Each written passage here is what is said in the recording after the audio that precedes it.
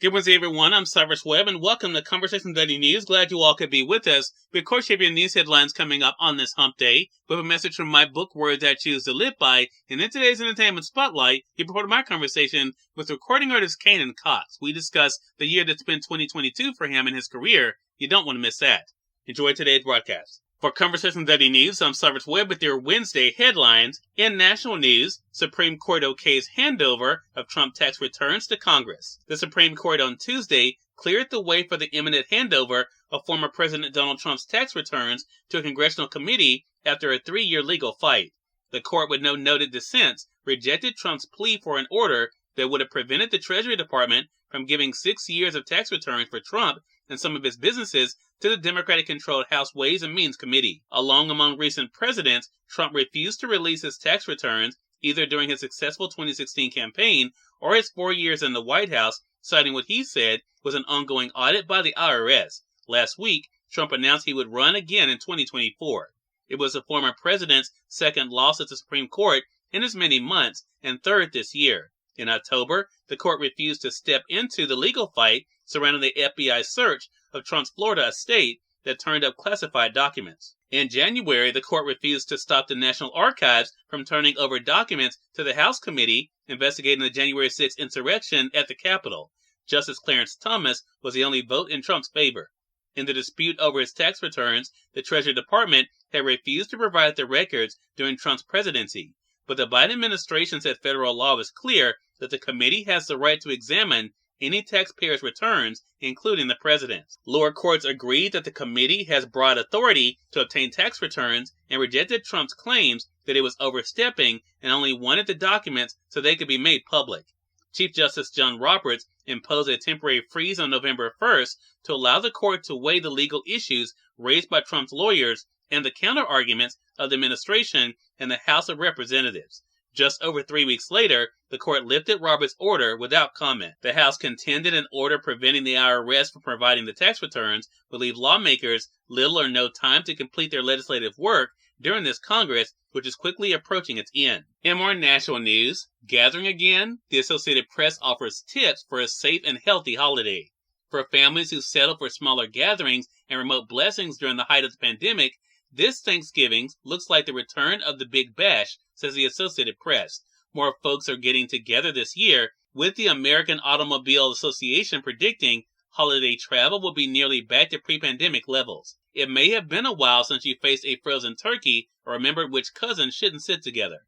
To help you brush up on the holiday basics, the Associated Press offers some tips to help keep everyone safe, healthy, and sane. One of the tips when it comes to turkey: the big bird is the center of most Thanksgiving meals, but it's important, says the Associated Press, to handle raw poultry properly to avoid spreading bacteria that can send your guests home with an unwanted side of food poisoning. Thaw safely. A frozen turkey needs about 24 hours to thaw for every 4 or 5 pounds of weight, according to the Agriculture Department.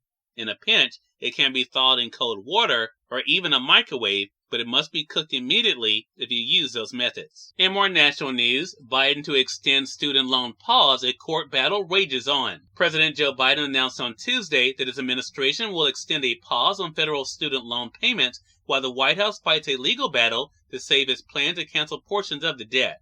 It isn't fair to ask tens of millions of borrowers eligible for relief to resume their student debt payments while the court considers the lawsuit, Biden said in the video posted on Twitter. The moratorium was slated to expire January 1st, a day that Biden set before his debt cancellation plan was stalled in the face of legal challenges from conservative opponents. Now it will extend until 60 days after the lawsuit is resolved. If the lawsuit has not been resolved by June 30th, payments would resume 60 days after that. In international news, Berlin Film Festival gives Spielberg Lifetime Achievement Award. Steven Spielberg will be honored for his life's work at the Berlin International Film Festival in February. Festival organizers said Tuesday that the 75-year-old American director, producer, and screenwriter will be awarded an honorary Golden Bear, the annual event's top prize, for a body of work that comprises more than 100 movies and series. The multiple Oscar winner's work is unique in the history of international cinema of the past 60 years for its immense varieties, the festival said. Spielberg's productions have included everything from E.T. to Schindler's List. The Berlin Festival is screening his latest film. And finally, in business news, U.S. stocks rise, strong earnings send retailers higher. Stocks on Wall Street closed broadly higher Tuesday as solid company earnings helped lift several retailers ahead of the Thanksgiving holiday in the U.S. The S&P 500 rose 1.4%, more than making up for its losses last week. The Dow Jones Industrial Average rose 1.2%, and the Nasdaq Composite gained 1.4%. All the company sectors and the benchmark S&P 500 rose, with technology stocks driving much of the rally. Cyrus Webb, Conversations Daily News. It's now time for a message from my book, Words I Choose to Live By. Enjoy. Good Wednesday, everyone. I'm Cyrus Webb, and welcome to Words I Choose to Live By. Each test is helping to bring out the very best of you and who you were meant to be. So let's learn from it and grow from there. Have an amazing Wednesday. We have part of my conversation coming up with recording artist Canaan Cox in today's Entertainment Spotlight. Stay with us. You're listening to Conversation Daily News. For Conversation Daily News, I'm Cyrus Webb with the Entertainment Spotlight. Recording artist Canaan Cox rejoined me on Conversations Live, the radio show, to talk about the year that's been 2022 and his career is a bit of our conversation. Canaan, thank you so much again for the time. Really appreciate it. Yeah, man. Thank you so much for having me on again. Hey, the pleasure's definitely all mine. So let's kind of begin with where we are. I mean, as you kind of reflect on this year, Canaan, what has it been like for you to look at all the things that's happened and the success you've had come your way this year? Yeah, man, it's truly, grateful, and it's definitely a reflecting year. It's probably the busiest year that I've had, just as far as not just career, not just content stuff, but just career. The closer you get, the more, people you meet, which is different facets of, just the music business. And so there's a lot going on in my brain. And so there's plenty of bad that comes with the good, but it's all, I focus on the good stuff. And it's been just a busy year. We're actually not done yet, so. Yeah, exactly, right. So, a couple of things, Canaan, when we were kind of coming together for the magazine to kind of think about the artists that kind of stood out this year, there are a couple of things that kind of impressed me about you. One is your sheer determination. I mean, we've seen you, of course, performing these reels in your home, singing to your songs with your family. We've seen you out there on the road, sharing your music literally with strangers.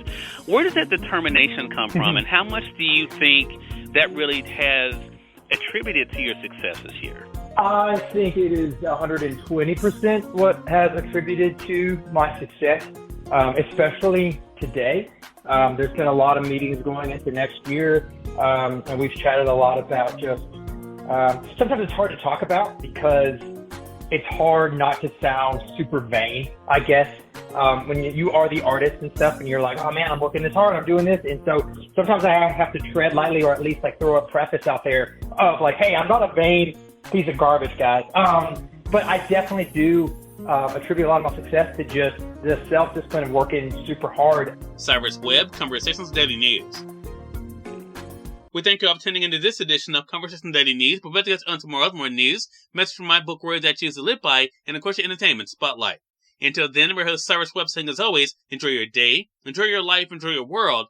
Thank you all for choosing Conversation Daily News today. Let's go make it a great one.